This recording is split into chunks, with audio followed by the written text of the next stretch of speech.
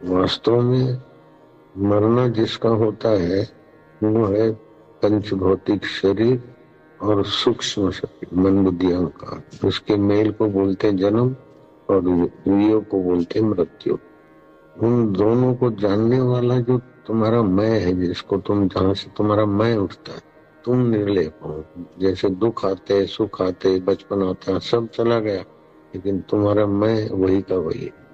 जागृत चला गया, स्वप्न चला गया, गहरी नींद चली गई, लेकिन तुम्हारा वास्तविक दृष्टा चैतन्य जो हर समय रहता है, इसीलिए उस परमेश्वर का नाम हरि।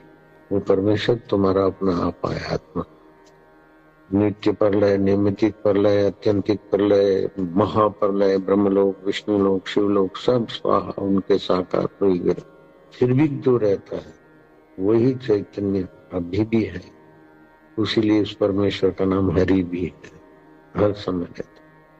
तो अब मरते समय व्यक्ति को क्या सोचना चाहिए कि मैं मन बुद्धि अहंकार और शरीर नहीं हूँ, उसको देखने वाला। मृत्यु मेरी कभी हुई नहीं है, नहीं हो नहीं सकती। मैं अमर आत्मा आकाश की नहीं व्यापक, आकाश से भी ज्यादा सूक्ष्म अपना मेरा आपा है। ओम ओम ओम बोलने से उसमें बड़ी मदद मिली। और वास्तव में तुम्हारी मौत होती नहीं है, बिल्कुल पक्की बात है। मौत होती है तो स्थूल और सूक्ष्म शरीर का वियोग, जन्म होता है तो उनका शरीर। तो तुम्हारा वास्तविक स्वरूप तो मुक्त है, लेकिन जन्म मरण चित्त के दोष से होता है। तो चित्त की वासना मिटती है ना, वासना क्षय, मनोनाश और बोध, ये तीन बातें हो जाए, बोध माना अपने आप का ज्ञान, तो मुक्ति तो सहज में है। लेकिन अभागे विकारों ने और अभागे अहम ने मुक्त आत्मा स्वभाव को ढक दिया और अपने को 84 में डाल दिया है। तो कुल मिलाकर जिसकी मृत्यु नजीक है वो ये वेदांत विचार करे। समर्थ रामदास ने भी कहा, भक्ति मार्ग में आगे बढ़ना हो तो वेदांत विचार करना चाहिए, दासबोध में लिखा। तो जीवित व्यक्ति को सावधान रहना चाहिए कि सत्वगुणी खुराक, सत्वगुणी माहौल, दुराचार से बचे, सदाचारी लोगों का संपर्क करे, नियम रखे, महीने में 4 दिन 8 दिन मौन रखे। लेकिन जिनकी आयुष्य पूरी हो रही है और शरीर शांत हो गया है, उनके लिए भजन बनाया ताकि उनको भी मदद मिले। और मृतक व्यक्ति के पीछे लोग रुदन करके अपना भी मन शोकातुर न करे, और मृतक व्यक्ति के लिए भी वासना और गंदगी पैदा न करे। गरुड़ पुराण में लिखा है, जो मर जाता है उसके पीछे रोते हैं तो आंखों के आंसू और नाक से गंदगी बहती है, उसको पीनी पड़ती है। इसलिए मृतक व्यक्ति के पीछे रुदन नहीं करना चाहिए, कीर्तन करना चाहिए। कीर्तन तो करते लोग हैं, लेकिन महाकीर्तन क्या है कि मृतक व्यक्ति का सदगति करने वाला ऐसा भजन बना है कि उस भजन को आप लोग सुन लेना। ऐसा कोई है ही नहीं जो नहीं मरे शरीर, तो आप भी उसके लिए भजन करना, और भजन में वो भाव करना कि तुम आकाश रूप हो, चैतन्य हो, व्यापक हो। भगवान अपनी शरण में रखो तो भगवान अपने धाम में रखेंगे, और भगवान अपने शरीर में ही ले लेंगे। चलो, शिशुपाल भगवान के शरीर में समा गया, फलाना समा गया, ठीक मान लिया।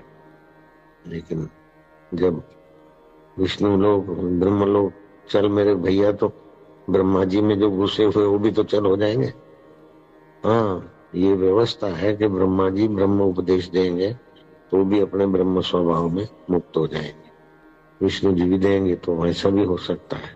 लेकिन अभी से तुम भगवान में घुस के इतने साल रहो, उसकी अपेक्षा भगवान जिसमें अभी है उसी में तुम पहुंच जाओ। आसान भी है, और अभी से मुक्ति का अनुभव करो। मरने के बाद का वायदा बेकार है, जीते जी अपने आत्मदेव को जानो। तो कुल मिलाकर अभी आज जो भजन तुम सुनोगे, उस भजन को अभी से ही मृतक व्यक्ति के लिए सदगति दायक बने, और अपने लिए भी अभी से ही काम में आए। ये भजन आदि और विचार आदि उठा तो सब लोगों तक पहुंचे। मंगलमय जीवन मृत्यु पढ़ना मृतक व्यक्ति के लिए, उसमें भी प्रेरणा है। और फिर इस भजन को जहां भी कोई मृतक व्यक्ति चले गए हों अथवा जाने वाले हों तो वहां भजन दोहरा दिया। कहीं भी समझो कि अब ये जाने वाला है अथवा अपन जाने वाले हैं तो तुलसी की सूखी लकड़ियां थोड़ी इकट्ठी करके कुटुंबी अथवा कोई मृतक व्यक्ति के पेट पर, आंखों पर, मुंह पे, शरीर में अग्नि संस्कार के समय अगर तुलसी की लकड़ियों का, तुलसी की माला का सानिध्य हो तो वो कैसा भी जीवन जिया हो दुर्गति से बचेगा और ऊंची गति को पाएगा। ऊंची गति के बाद भी परम शांति, परम गति तो परमात्मा साक्षात्कार से होती है। ये भजन परमात्मा साक्षात्कार के लिए नींव का काम करे। धन्य है वे लोग जो इसको सुन पाते हैं, सुना पाते हैं। इसके रहस्य में बुद्धि को थोड़ा सूक्ष्म करे तो कठिन नहीं है। अपना आपा जान ले। आप मरने वाले नहीं, अनुभव नहीं भी करते हो ना, फिर भी ऐसे भी कैसे मरने से गंदा पापी से पापी व्यक्ति मरता नहीं है। उसका सूक्ष्म शरीर दूसरे शरीर में जाता है, जन्मता है, मरता है, जन्मता है, मरता है, लेकिन उसका शुद्ध स्वरूप कभी नहीं मरता। अभी तुम जो मरने की तैयारी में, उसको भी सुनाओ कि तुम चैतन्य हो, आत्मा हो, दुख को जानते हो, सुख को भी जानते हो और मृत्यु को भी जानते हो। सूक्ष्म शरीर से तुम देख रहे हो अपने देह को, तो तुम्हारी मृत्यु नहीं हुई। शरीर की मृत्यु वास्तव में मृत्यु नहीं है।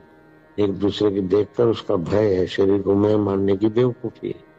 अपने को मैं मानो तो बस हो गया। जो दुख को, सुख को, मृत्यु को, जीवन को जानता है वो कौन है? खोजोगे तो उसी में शांत हो जाओगे। रोज खोजना चालू करो, मैं कौन हूँ, कौन, तो उसी की शांति में गहराई में पहुंच जाओगे। तुम्हारा अपना आपा परम शुद्ध है, परम पवित्र है, शाश्वत हो तुम। अधुना मुक्त हो सी, अभी तुम मुक्त हो। लेकिन ऐसा सुना सुना है मैं मुक्त हूँ और फिर जो आया सो खा लिया, जो आया सो कर लिया। वास्तव में तो तबाही हो जाएगी। कीट पतंग आदि तिरक योनि में, वृक्ष आदि योनि में बहुत दुख भोगने पड़ते हैं। इसलिए ब्रह्म ज्ञान उसी को पचेगा जिसको सत्वगुण की प्रधानता है, संयम की प्रधानता है, सद्गुरु के वचनों की प्रधानता है। अभी ये भजन ध्यान से सुनना, उसका एक एक अक्षर ओ तो उसी ब्रह्म को प्रार्थना करनी है जो अभी है सबके हृदय में। जिसने तन छोड़ा उनको अपनी शरण में लीजिए, अपने स्वरूप का दान दीजिए, अपने सच्चिदानंद स्वभाव में उसको जगाइए। देव जाने वाले का नाम लेके भी बोलो, फलाने सच्चिदानंद स्वरूप हो, चैतन्य हो, परमेश्वर तुम्हारा, तुम परमेश्वर के हो। जगत की वासना छोड़ो, किसी से बदले लेने की या कुछ भोगने की वासना छोड़ो। सारे सुखों का सार है परब्रह्म परमात्मा का साक्षात्कार।